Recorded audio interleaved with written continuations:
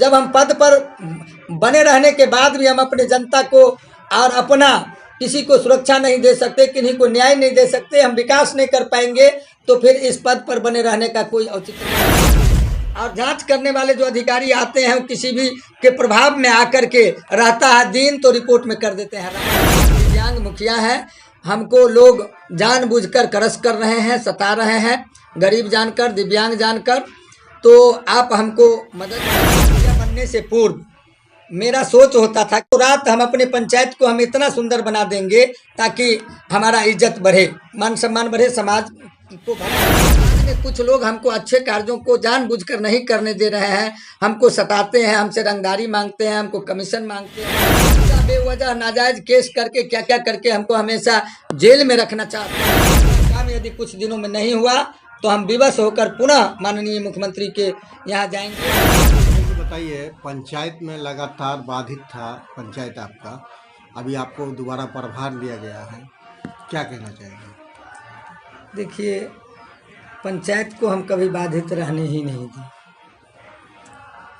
तब है कि कुछ काम यदि बाधित है तो इसमें पदाधिकारीगण का सहयोग मिल रहा है, लेकिन जो सहयोग मिलना चाहिए वह सहयोग नहीं मिल पा रहा है, जिसके कारण अब मुखिया जी 10 रोज के लिए, 1 महीना के लिए यदि कहीं चले गए तो पंचायत बाधित हो गया।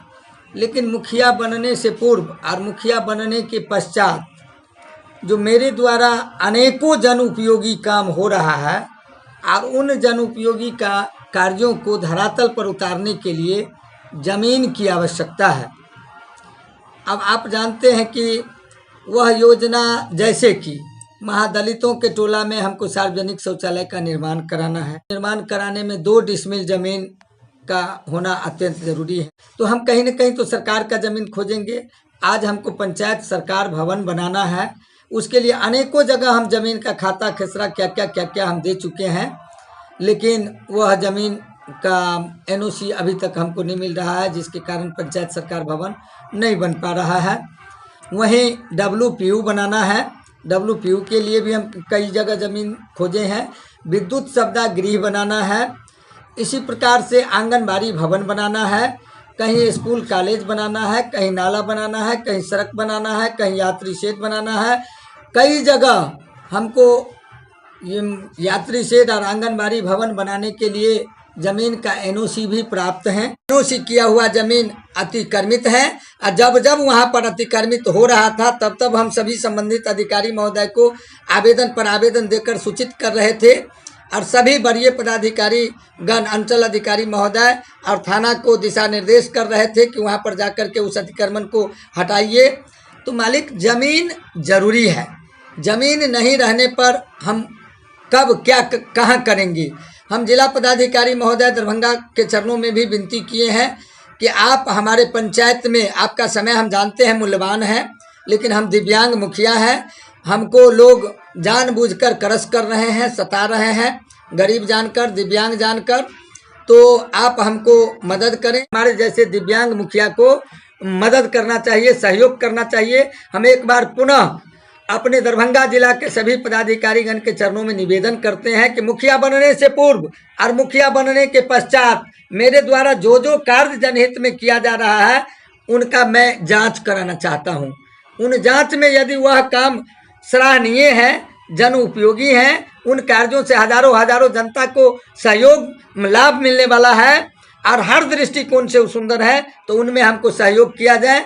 अन्यथा हमको लिखित आदेश देकर उस काम को बंद करने का इजाज़त दे दिया जाए। हम पदाधिकारी महोदय के चरणों में विनती करेंगे, हम सरकार से भी निवेदन करेंगे, प्रार्थना करेंगे कि आप आरक्षण दिए हैं, आरक्षण के तहत हम मुखिया बने हैं, तो आरक्षण पर जो भी मुखिया है उनको समाज के लोग भी प्रताड़ित करते हैं, सताने का काम करते हैं। आप पदाधिकारी गण का भी जो है सो एक तालमेल जो होना चाहिए, वो कुछ दुष्ट प्रवृत्ति के लोग हमारे जैसे लोगों को पदाधिकारी गण के निकट बैठ करके पदाधिकारी गण को मिसगाइड करने में लगे रहते हैं।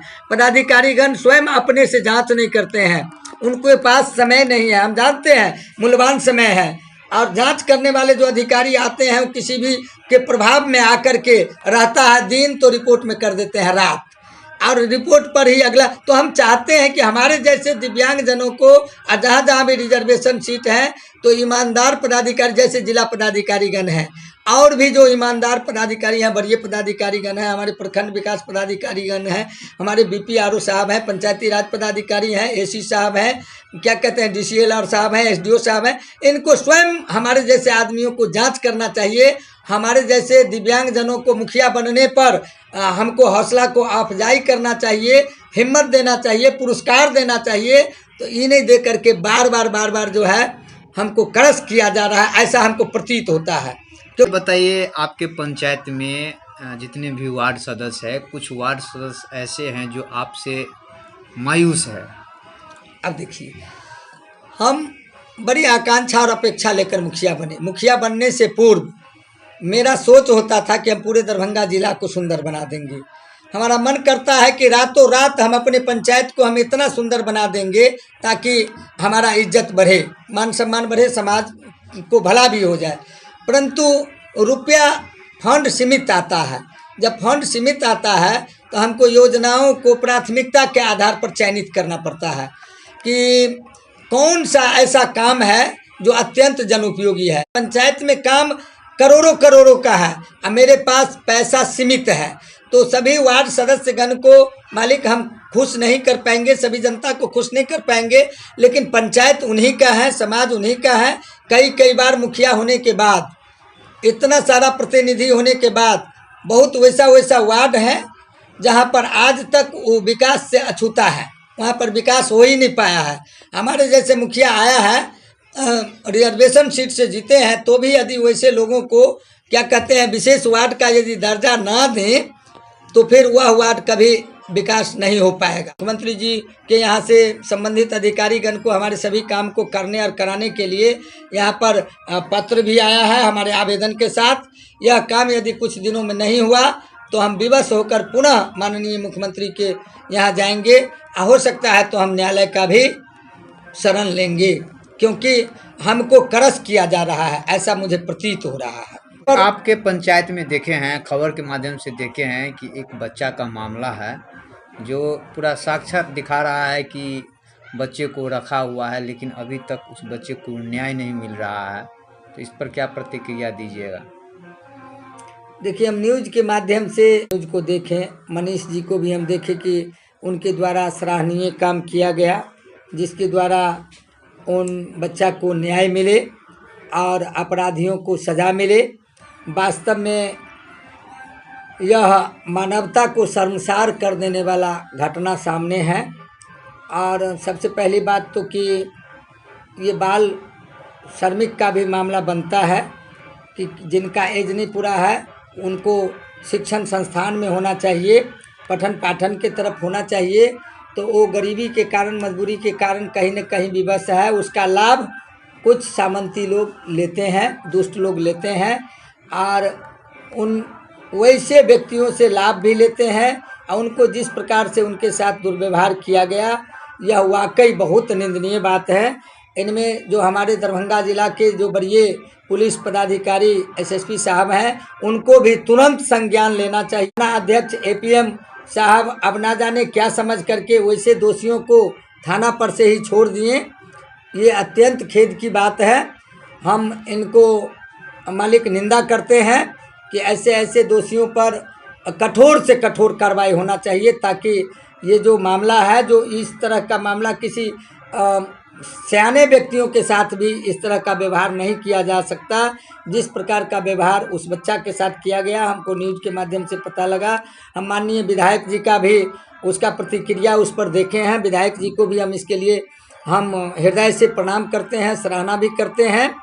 तो पदाधिकारीगण और प्रतिनिधि में जो तालमेल होना चाहिए, पहले के ज़माने में कोई भी मामला गांव घर में होता था तो जनप्रतिनिधियों को पूछताछ किया जाता था, जनप्रतिनिधियों के निकट भेजा जाता था। आज भी जनप्रतिनिधियों के निकट भेजा जाता है, लेकिन उन कार्यों के लिए भेजा जाता है जिसमें से कुछ मिलने वाला नहीं है, वह काम जनप्रतिनिधि के यहाँ भेज दिया जाता है। जिसमें कुछ में मिलने वाला है उसमें जनप्रतिनिधि का बुझिए तो कि जनप्रतिनिधि का मतलब हम अपने से बोल रहे हैं मुखिया होकर के कि शून्य हो गए हैं। हम लोगों को कोई सुनने वाला कोई देखने वाला नहीं है। सरकार से भी हम विनती करते हैं कि आपके जनप्रतिनिधियों के साथ ये जो आपका जो ये प्रशासन विभाग है वो ठीक से व्यवहार नहीं कर रहे हैं। अब देखिए हम प्रतिनिधि हैं, हम पर कोई आदमी हम आम आदमी को क्या सुरक्षा दे सकते। अभी हम इस पंचायत के मुखिया हैं और हम पर कोई जायज नाजायज जा कर के मुकदमा कर देते हैं और उस मुकदमा को जांच भी नहीं होता है, उनको तुरंत FIR दर्ज कर लिया जाता है। और जैसा कि हम बहुत बड़ा देशद्रोही हूँ, समाजद्रोही हूँ और बहुत बड़ा आतंकवादी हूँ, उससे भी बदतर सलूक करके ना जाने कहाँ कहाँ से पकड़ धक्कर करके तुरंत हमको दरभंगा कारागार में और हाजत में बंद कर दिया जाता है। जब एक जनप्रतिनिधि के साथ इस तरह का सलूक हो सकता है, उनके दर्द को और उनके वृथा को नहीं समझा जा सकता है। जनप्रतिनिधि जो सुंदर सुंदर काम कर रहे हैं, जिनमें सहयोग करने के लिए ये पदाधिकारीगण हैं, उनको एकदम मने लेस मात्र भर भी वैल्यू नहीं है। लगता है कि हम लोगों के साथ यदि ऐसा रहा तो हम लोग इस तरह का कागज लगाते हुए इस्तीफा लिख देंगे। जब हम पद पर बने रहने के बाद भी हम अपने जनता को और अपना किसी को सुरक्षा नहीं दे सकते, किन्हीं को न्याय नहीं दे सकते, हम विकास नहीं कर पाएंगे, तो फिर इस पद पर बने रहने का कोई औचित्य नहीं बनता है। हम जिला के जितना भी तमाम वरीय पदाधिकारीगण हैं, जिला पदाधिकारीगण हैं, उनके चरणों में विनती करेंगे, सरकार के चरणों में भी विनती करेंगे। मेरा नाम नागेश्वर दास, मुखिया ग्राम पंचायत राज।